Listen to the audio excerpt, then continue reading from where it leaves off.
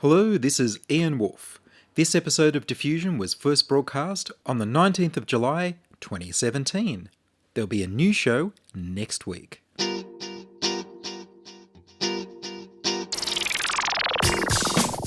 Diffusion, the international science radio show. We have a bouncer on the doors of perception. The good, the bad, the ugly. It gets pretty exciting. The myths, the truths. Toxicology. Astroseismology. Magnetism. The dark side. Genetically engineered potatoes. Planetoid. Planetoid. I love that word.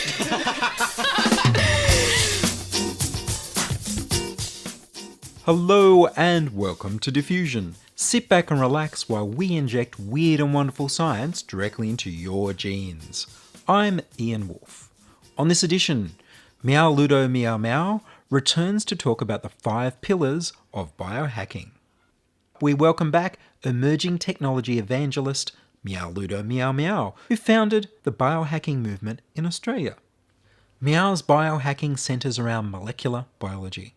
I visited him at the Australia Technology Park in Redfern and began by asking him what are the 5 pillars of biohacking. There's a lot of people doing biohacking who are doing things like nutrition and nootropics, and a lot of traditional biohackers want to actually kind of distance ourselves from them. So there's like this idea that, going to the gym, you're a biohacker. Or like, eating 100 supplements, you're a biohacker. You're not. It's the short of it. Basically, a lot of the people who are doing this thing, promoting, going to the gym or eating heaps of supplements, are explicitly just trying to make money. They're trying to sell products.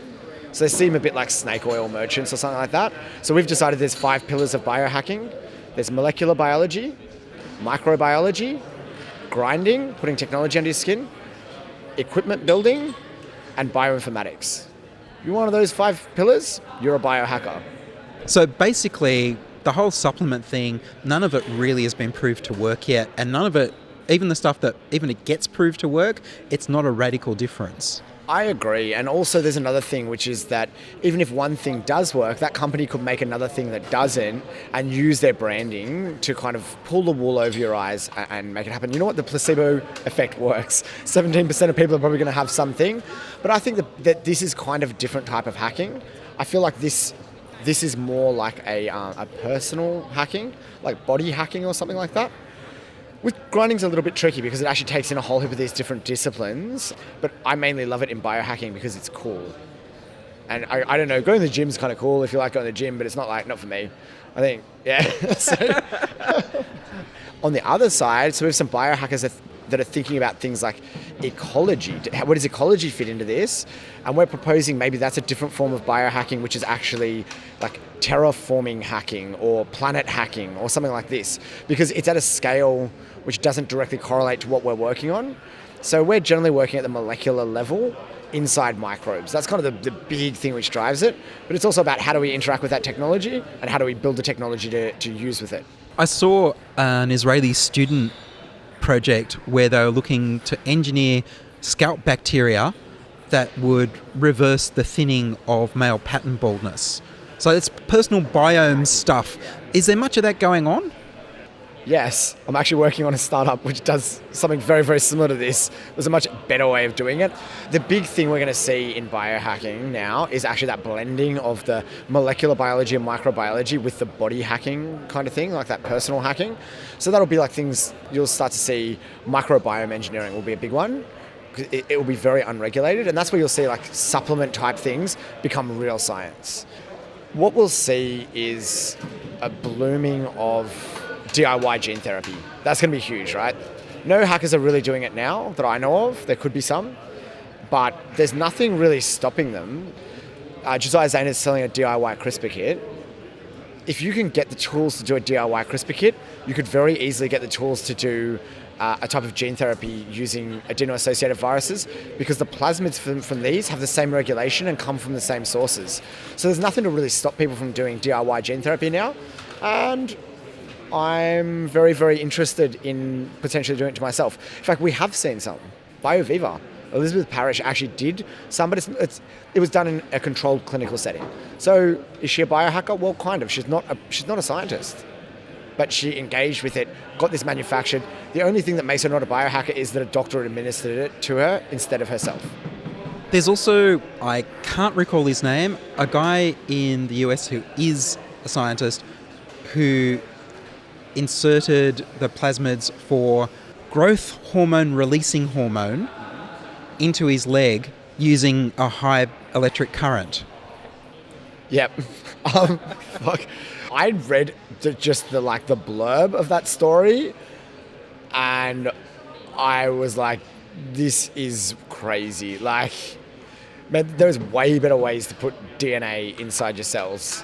When I saw that, I was like, anyone who wants to electroporate his leg probably isn't going to have very sound science in the rest of what he's doing.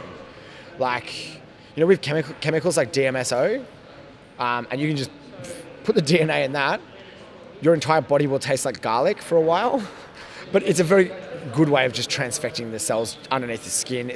You have hairs that go through the layers of the skin, so we know that DMSO can creep in there, DNA can get to where it needs to go. So there's some pretty simple ways of transfecting your cells. If you did a cursory search of Google Scholar, there's review papers that evaluate the merits of each of these methods, and sticking electrodes in your skin and running a current through it, that's more like a sexual kink, I think, rather than a good scientific methodology. I think his intention was to make it a temporary transfer experimentally, and the electrophoresis was going to be temporary, was his idea. I just hope he had a safe word. He used anaesthetic. That's good enough. He did go to George Church afterwards to get monitored. Maybe you should have gone to George Church to get monitored before. I should read the paper before I comment too much on it. So any plasmid can be only temporary. If you want to do the science properly, put that gene under the control of a promoter that it's never going to get exposed to unless you want it. Put some random chemical like IPTG, which we have promoters for, or like arabinose, I think is, put it under the control of something like arabinose, which is a very unusual sugar you find in nature. Put that in a shampoo, and then when you rub it on, it will cause that gene to be activated. That's the type of stuff. The other thing, you can do light activated plasmids. So, it's only when a certain type of UV hits it, it's pretty unusual. You can just put that on once a night, and then you can control it. Yeah, I don't know about sticking electrodes in your muscles. There's easier ways. Well, also, at the moment, you can go to a pharmacy or online, and you can get all sorts of gut bacteria. But my understanding is that most of that doesn't actually survive your stomach and never actually gets into your gut. I'm actually just going to say as well how hypocritical I am when I'm like, there's easier ways to do things, and then I got the Opal card stuck under my head, went for surgery to catch public transport, so I shouldn't be so critical. So a lot of the supplements get broken down in the gut. This is a big part of the reason that GMO foods are actually, there's a strong biological basis for why they're safe, is that your stomach degrades everything. In fact, that's its job. If it didn't, we'd be getting sick all the time. So it basically works as a way of breaking everything down into the smaller components that your body can then absorb. This includes DNA. DNA gets really heavily modified to the point that it's not DNA anymore inside the stomach.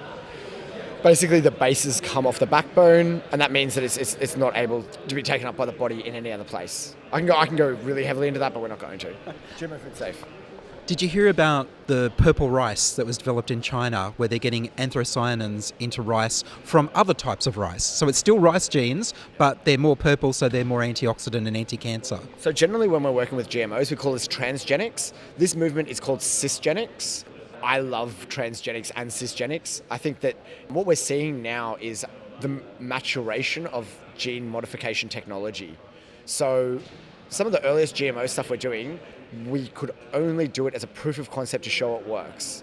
Then the low-hanging fruit that have a high value, because you only have a few players in these industries, would say, let's make a pesticide, let's make a herbicide, because everyone needs this. There's strong demand, and there's no plants that have this ability, even though they could very easily have it. So those are the things that got picked up. And now we're seeing things like, okay, well, what are some traits in one cultivar that we might want to give to another cultivar that might take us 600 years to selectively breed, but we can just move it across manually. And this is mature gene modification technology. Things like CRISPR allow us to do this routinely. So for gene therapies, we're seeing things like BioViva, where Elizabeth Parrish had to fly to a South American country to get this administered. And this is because Western countries with high levels of regulation aren't really keen on gene therapy. So in Australia, there's less than 100 people who are getting gene therapy at the moment. Very hard to access the trials and very strictly controlled and regulated. This actually goes back to, I think it was the late 80s, might have been early 90s. They did a gene therapy for some sort of leukemia or something like this, and they actually killed a lot of kids. Maybe it was for cystic fibrosis. Double check this, but I think it was about 12 kids went through. They gave them a gene therapy and a viral vector, and all the kids got cured of cystic fibrosis, and 6 of them got leukemia. Right, so the problem was they took a working copy of the CFTR gene, put a very, very heavy promoter in front of it that's always expressed to make sure that this thing, no matter where in the genome it goes, it would express. And 6 of those kids got it put in front of a proto-oncogene because it was integrating into the genome at random. This is why CRISPR is good, right? That wouldn't happen with CRISPR. So the problem was that we know why this gene therapy failed. They gave a viral load. They wanted to make sure this works. So they gave these kids so many virus particles into the body that if you put that much of any particle into the body, it would cause anaphylactic reaction and all these other things. So there's problems with the delivery mechanism. Yeah, so there's a couple of cases with kids where one it caused cancer, one they had an anaphylactic reaction. So they didn't know what they were doing well enough. And basically, unfortunately, with experimental treatments, you can't always know what the outcomes are going to be, even if you've tested it in animals and things like this. So unfortunately, it pushed it all back and increased the regulation. That also stifles innovation. And that's a big problem in all sciences, is where is that balance between regulation and innovation? Because they feed back on each other. So now it looks like Peter Thiel is trying to convince Donald Trump to ease back some of the regulation on the FDA to hopefully allow some of these companies to try more gene therapy on humans. I'm a bit confused because my understanding is the US doesn't actually ban this stuff. It only bans government funding for that research, which means a private company that has the money can pretty much do what they like. That's right, but there's more complications to it. So if I want to run clinical trials, I actually need to run them in places like a hospital. So that's where this stuff starts to come in. And then is that hospital government funded? Because if not, it's going to be charging me a premium.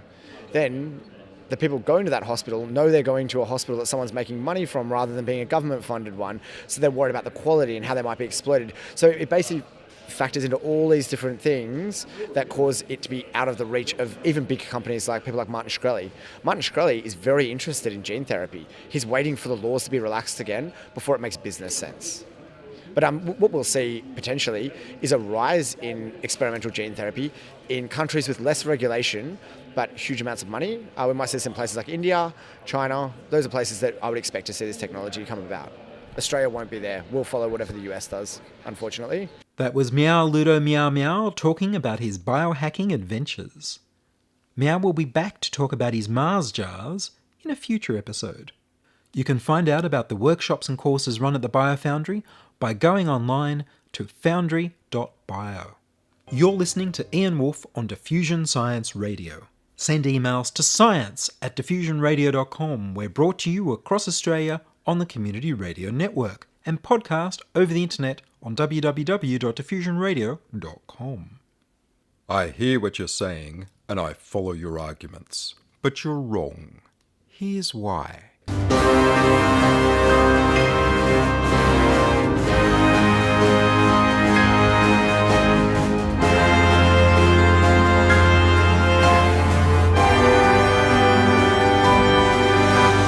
2 + 2 = 5 in Australia? Australian Attorney-General George Brandis and the Prime Minister Malcolm Turnbull want companies that offer encrypted messaging software to allow police to break the end-to-end encryption without going through the front door of obtaining the keys from the owners of the messages. On being told that that's mathematically impossible, the Prime Minister declared that tech companies would just have to find a way. Australians are used to hearing how we're upside down yet don't fall off the globe, and how our animals are just weird, but it's news to most of us that in Australia the laws of Canberra can trump the laws of nature. End-to-end encrypting your message with the public key of the person you want to talk to converts the message to unreadable nonsense. thereby preventing anyone but the intended recipient from reading it. The encrypted message is sent over the internet in an unreadable form and then decrypted only by the person you sent the message to at the other end, using their private key. Even you can't decrypt the message once you've sent it, only the person you sent it to has the private key to unlock the message. The companies providing the software can't read the messages because they don't have the private keys and there's no clear text version of the message stored on their servers. The only way to break such encryption is by deliberately weakening security by putting in a backdoor. The backdoors could be used by police in their investigations, or by hostile foreign governments, or by opposing political parties, or by rival corporations, or by criminals, or by terrorists. There's no way to put a backdoor into any security system we all use without seriously weakening the security of everyone. Popular end-to-end encryption phone apps include Signal and WhatsApp, both of which Prime Minister Turnbull admits to using himself, to keep political discussions inside the Liberal National Party secret, from other factions in the party, and from the public. Attorney General George Brandis has refused to table in Parliament his WhatsApp messages between himself, government ministers, and public servants. Encryption is also used on the internet to allow people to make financial transactions securely. Without secure encryption, internet commerce and banking would be impossible.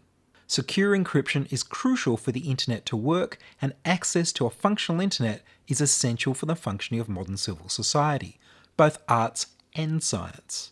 It's unreasonable in a liberal democracy for governments to demand to read any of your private messages at will, and it's unreasonable for them to threaten everyone with a broken internet and broken mobile phones.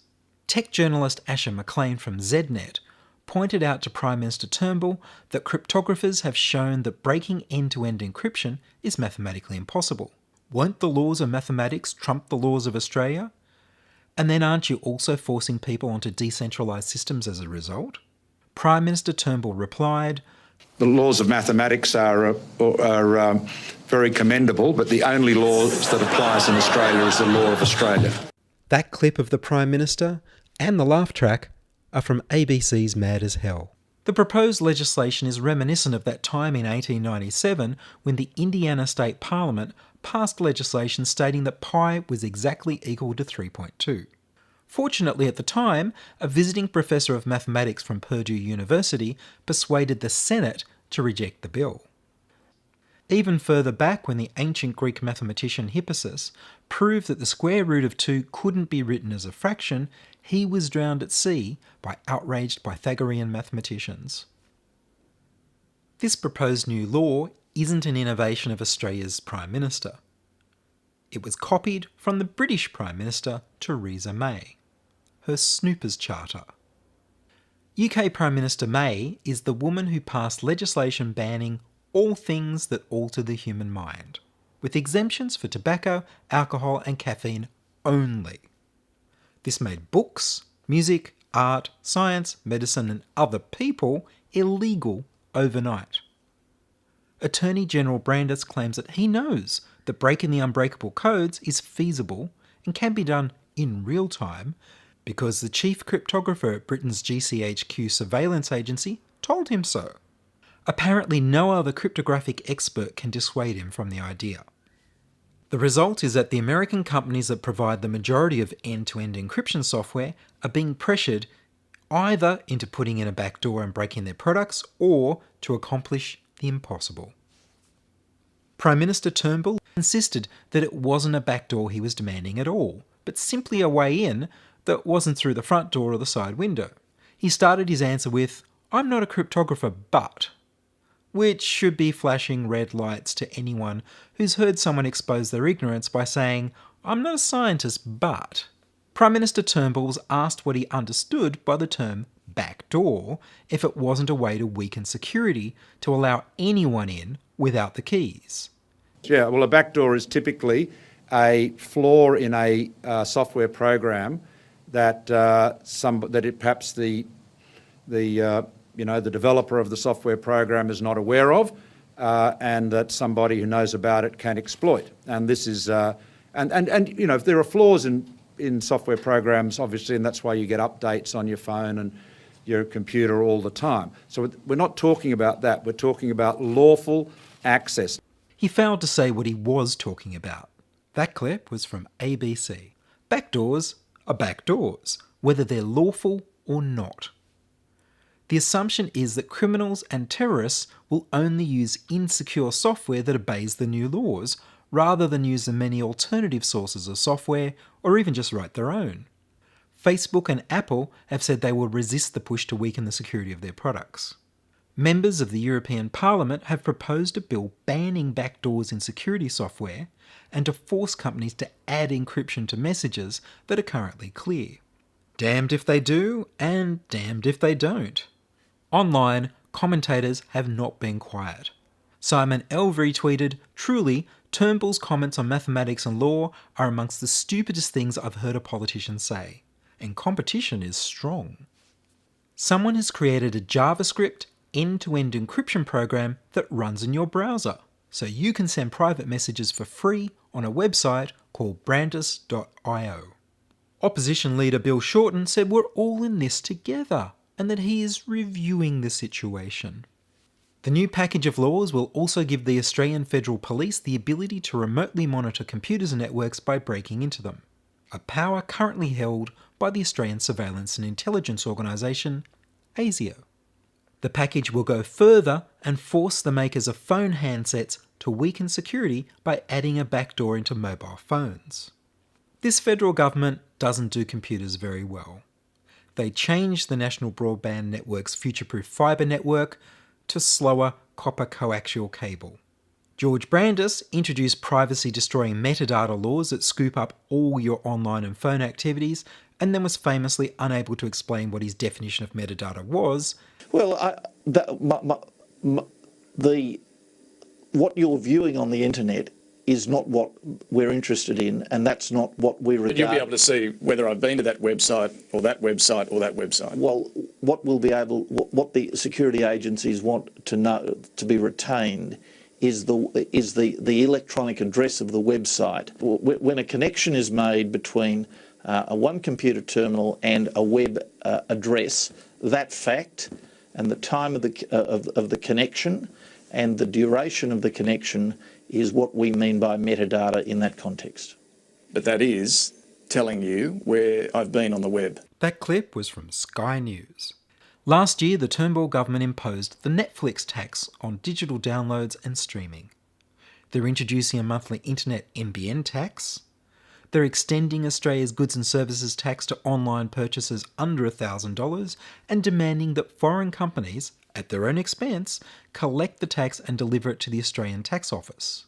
Online merchants such as Amazon, eBay and Alibaba have said they'd rather refuse service to all Australians than pay the expense of collecting the new tax.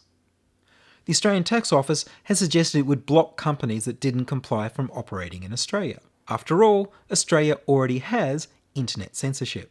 Australia will become isolated from legal global internet commerce. Australian retailers have been lobbying for this law, but they won't benefit from its passing because Australians will just find ways to bypass the blocks. Online purchases over $1,000 will have tax collected from the buyer when they arrive at customs. This may be the last year you can buy cheap things online from Australia legally. It's suspected that if quantum computers live up to their promise, that they'll someday be able to quickly decipher the world's current secret codes. At present, a world-class supercomputer would take over 1 billion years. The way to be even more secure is to use quantum physics to encode your messages, quantum cryptography.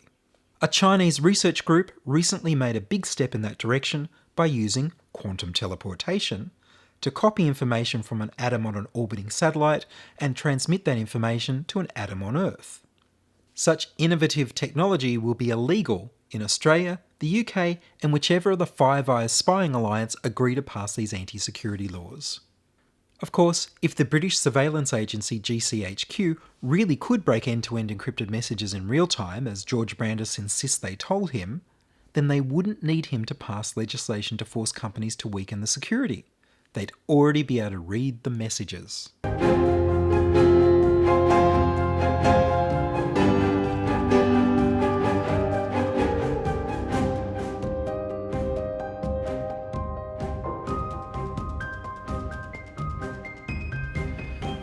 And that's all from us this week on Diffusion. Would you like to hear your voice on radio?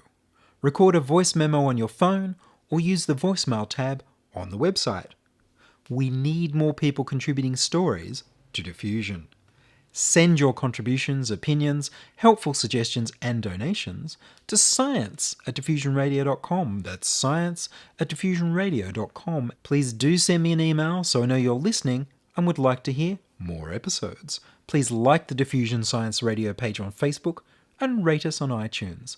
Tell your friends. Follow me on Twitter @Ian Woolf.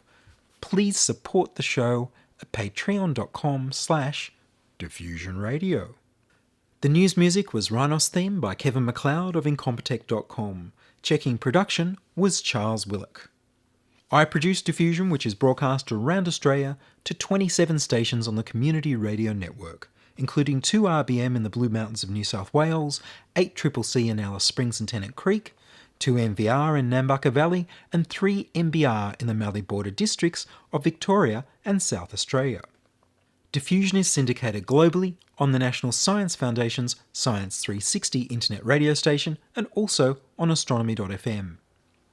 Subscribe to the podcast on the Diffusion website, www.diffusionradio.com. That's www.diffusionradio.com, and check the website for links, photos and videos about this week's show. If you enjoyed the show, you can explore more than 900 previous episodes archived on diffusionradio.com, where the shows are labelled by keywords so you can focus in on the stories you want to hear. Subscribe to the Diffusion YouTube channel at youtube.com/c/diffusionradio. I'm Ian Woolf. Join us inside your audio device of choice for more science wondering next week on Diffusion Science Radio. Science is fun. It helps you to learn, to know, and to appreciate. When you study science, you may go on field trips. You discover the marvelous interrelationships between all living things. You learn to read the history of the Earth as it is written in rocks and fossils. You find out what makes things tick, everything from a molecule to a living organism. In the study of science is found the most useful and satisfying knowledge of man. Knowledge of his physical world, its past, its present, and its future. And in your moments of relaxation, now and in the years to come, you will find the study of science leading you into fascinating pursuits. Photography, collecting. Why study science? Study science because you will find in the study of science a richer, more rewarding life.